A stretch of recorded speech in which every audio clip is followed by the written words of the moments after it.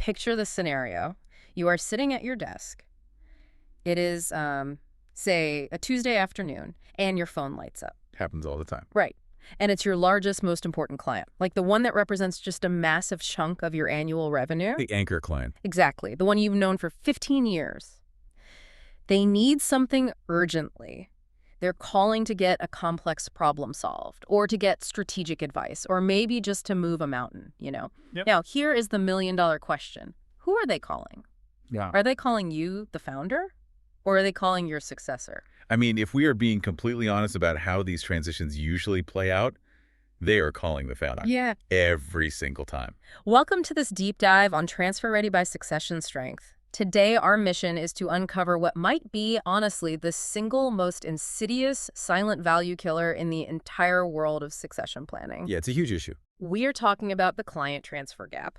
And to do this, we are going to be looking through our own internal case studies, our evaluation reports, and the advisory frameworks we use right here at Succession Strength. Which is great because we get to see the actual data behind this. Exactly. We want to dissect what this gap actually is, why it destroys business value from the inside out, and why relying on gut instinct to fix it is just a fatal error.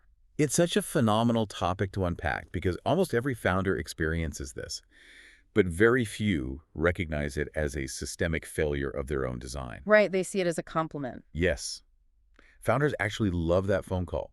They tell themselves it makes perfect sense. I mean, they built the relationship. They know the client's kids' names. They have that shared history. Exactly. It feels like this validation of a lifetime of hard work.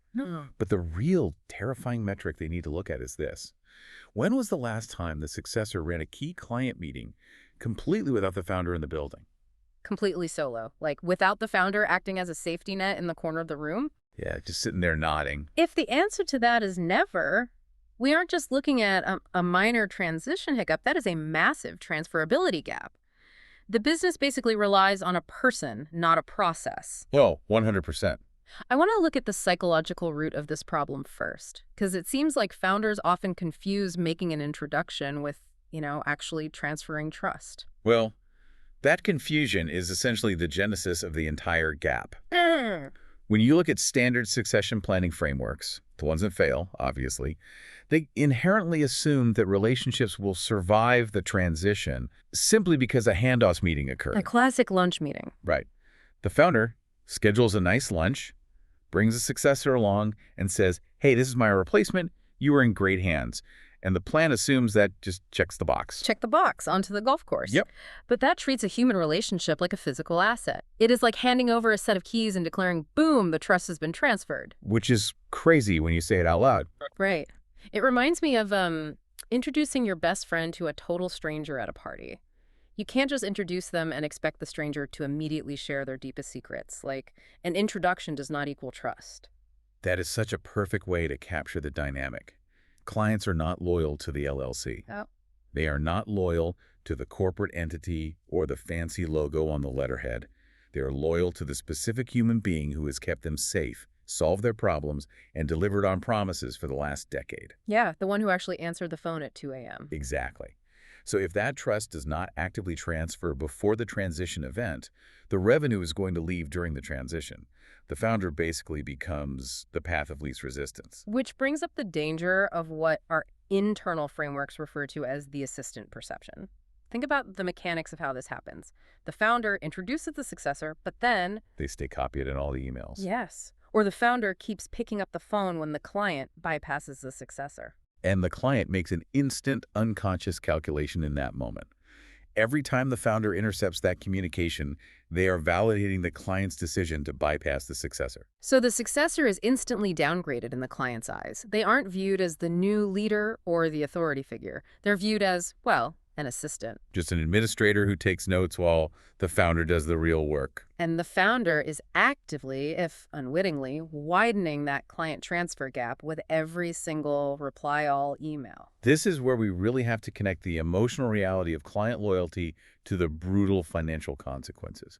Because this isn't about ego management or hurt feelings in the C-suite. Right, it's not a soft skill problem. No, if the trust doesn't transfer, the money doesn't transfer, period. So let's translate that psychology into dollars. Because a lot of founders wave this off, assuming they can just smooth out the relationships post-sale.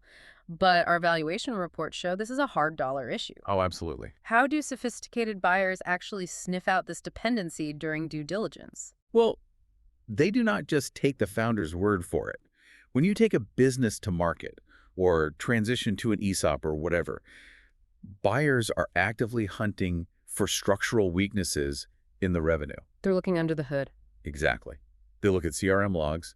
They analyze email traffic. Mm. If they see that 90% of the communications with the top 5 clients are originating from the founder's email address. Or if the founder is the only one negotiating pricing disputes. Right. If they see that, the buyer knows the successor does not own those relationships. So the buyer is effectively looking at the founder as the actual product. And if the product walks out the door, they aren't going to pay full price for the empty shell that is left behind. That is the exact calculation. We have a classic case study in our proprietary data that illustrates this beautifully. Oh, the one with the management team. Yes.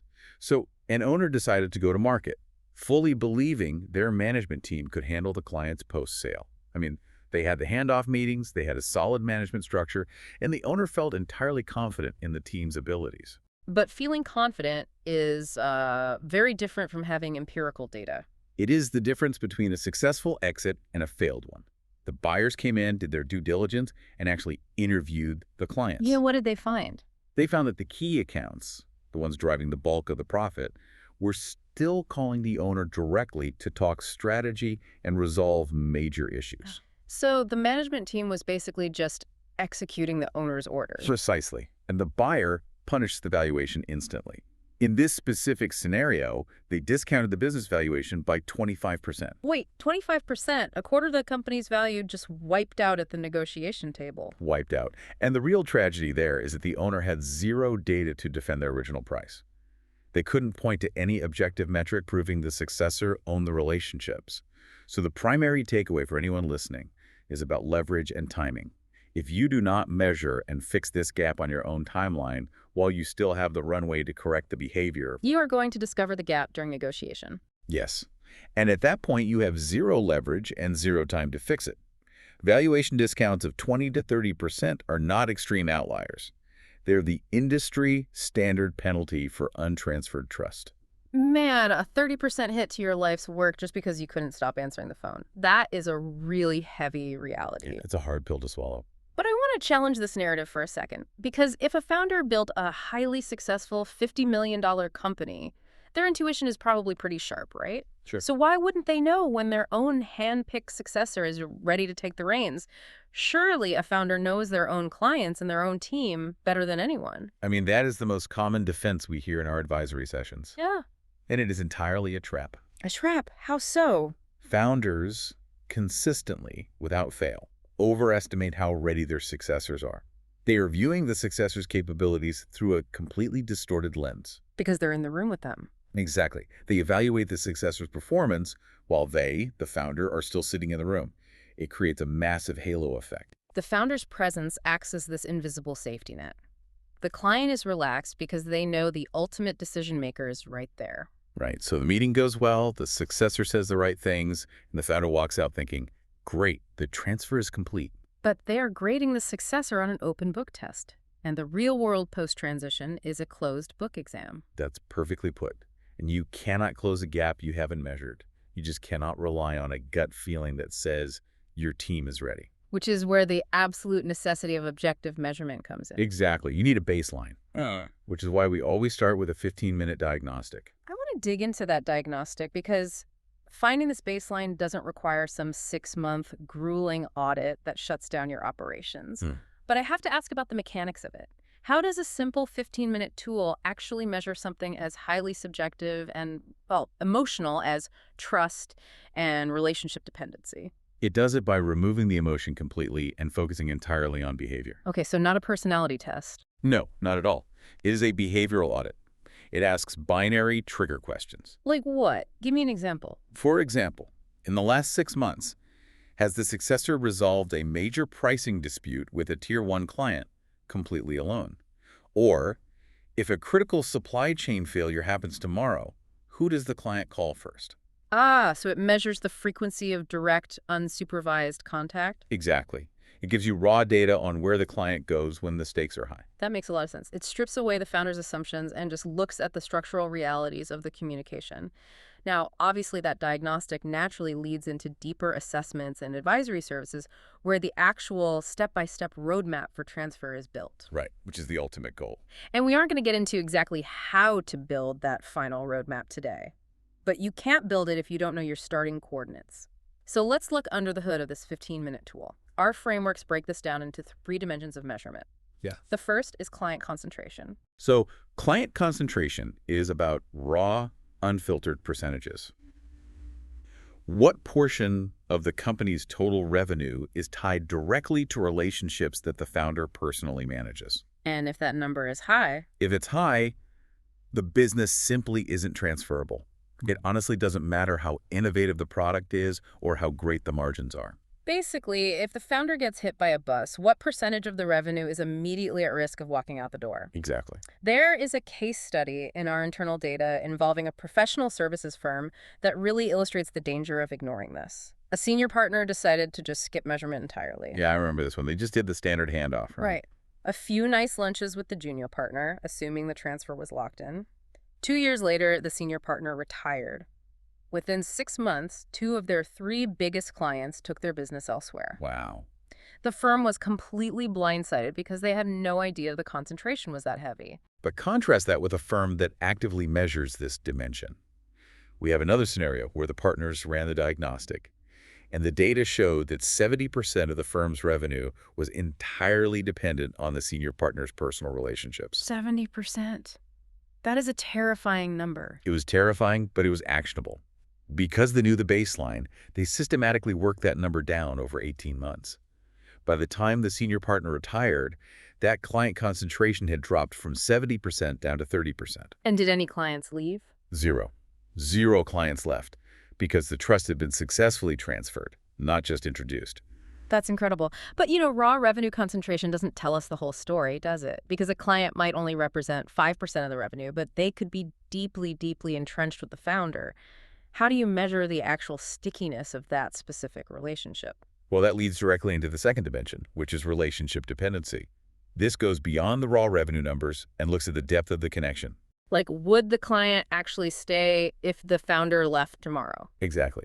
Do they genuinely know the successor? Have they interacted with the successor on critical, high-stress issues, or is it only on routine, low-stakes check-ins? Have they seen the successor in the trenches, basically? Right. If dependency is high, the successor needs to step in. And that brings us to the third dimension, which is transfer readiness. Okay, so has the successor actually been tested in solo client-facing situations? Have they been given the visibility they need to establish their own authority? Yes, and I will say, this gets incredibly murky in family businesses. Oh, I bet. Family dynamics add this huge layer of complexity because founders often assume a natural takeover will just happen. Like by osmosis. Yeah. They think, the clients love my kid, they've watched them grow up, so bloodline equals trust. There's a specific family business case study in our advisory frameworks where this exact thing happened. 3 years into the so-called transition, the founder was still sitting at their desk taking customer calls every single day. Because the gap hadn't closed. It had never even been measured. Right. The clients viewed the successor as the founder's kid, not as the CEO. Because the successor had absolutely no independent relationships. Hmm. The founder and the successor finally ran the diagnostic together, looked at the behavioral data, and saw exactly which customers were relying on the founder as a crutch. And what I find fascinating about that case study is how they fixed it. The founder didn't just yell at the successor to step up. They changed the physical and behavioral dynamics. What did they do? The founder consciously sat in the back of the room during meetings and stayed completely silent. They literally set up auto-routing on their emails so the successor had to answer. That is brilliant. Yeah, and within 9 months of following the data and forcing those behavioral changes, the successor was handling 80% of those customer relationships completely independently. Which brings us to a hard truth that founders often really struggle with, and that's realistic timelines. Yeah, this stuff takes time. It really does.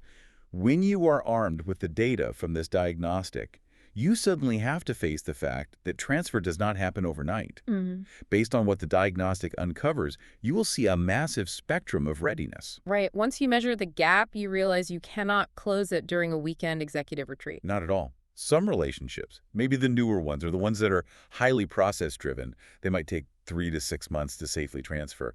But the entrenched relationships, the ones where you have been the primary contact for 20 years, Those take way longer. those might take 12 to 18 months of deliberate, phased work to actually transfer the trust. Hmm. This is exactly why starting early is absolutely non-negotiable. You need the runway to make those behavioral shifts. Okay, but let me play devil's advocate on that timeline for a second. Say you run the diagnostic. You put in the 12 to 18 months of hard work. You do everything right. But you have this massive, high-paying cornerstone client who just flat out refuses to work with the successor. A whale client. Yes, the whale. They tell you, look, I love the company, but I only deal with the founder. Period. Do we just cave to keep the peace? Like, do we keep the founder on speed dial or on a retainer just to save that revenue? This is where the data forces some serious tough love. If a client flat out refuses to work with anyone but the founder, despite a structured transfer plan, that client is no longer a business asset. They are a business liability. Wait, a liability, Mhm. even if they are paying top dollar and padding the bottom line? Yes, absolutely. Because their revenue is untransferable. It holds zero value to a buyer. And maintaining that dynamic actively stunts the growth of the successor. Wow. The founder's job during a succession is to redirect the client, not to protect them. You have to break the dependency cycle. And honestly, the diagnostic's greatest power is its ability to flag these liability clients long before the founder's actual departure date. Which gives you time to make strategic decisions. Exactly. You get the time to decide whether to intentionally transition them out or intentionally manage the risk. That shifts the perspective entirely. I mean, you spend your whole career treating every client like gold. And at the end of the journey, you have to realize that some of that gold is actually an anchor sinking the ship. That's a harsh reality. Every time a founder answers a client's call that the successor should have taken, they might think they are providing great customer service. They might think they are being a loyal partner. But what they're actually doing is robbing the successor of authority and robbing their own entity of equity. The math doesn't lie. Buyers don't care about how much the client likes you. They care about transferability. It really makes you wonder, if you successfully make yourself entirely obsolete to your clients, what does the next chapter of your life actually look like? Are founders holding onto these phone calls because it is genuinely good for business? Or because they're terrified of who they are without the business. Exactly. That is a profound question to leave our listeners with today. Are you protecting the revenue, or are you protecting your own identity? Listen, the path forward is clear. You cannot close the client transfer gap with intuition. No, you can't. You need data. You need a baseline. To measure your own readiness gap, you need to visit successionstrength.com or email info@successionstrength.com to find the right 15-minute diagnostic for your specific situation. It is the critical first step. And to make sure to follow Transfer Ready by Succession Strength so you never miss a deep dive into securing your succession value. Think back to that phone ringing on your desk, the next time it lights up with your biggest client's name. Before you reach out to answer it, ask yourself, is picking up this phone building my legacy or is it breaking it? Let it ring. Thanks for joining us on this deep dive. We will see you next time.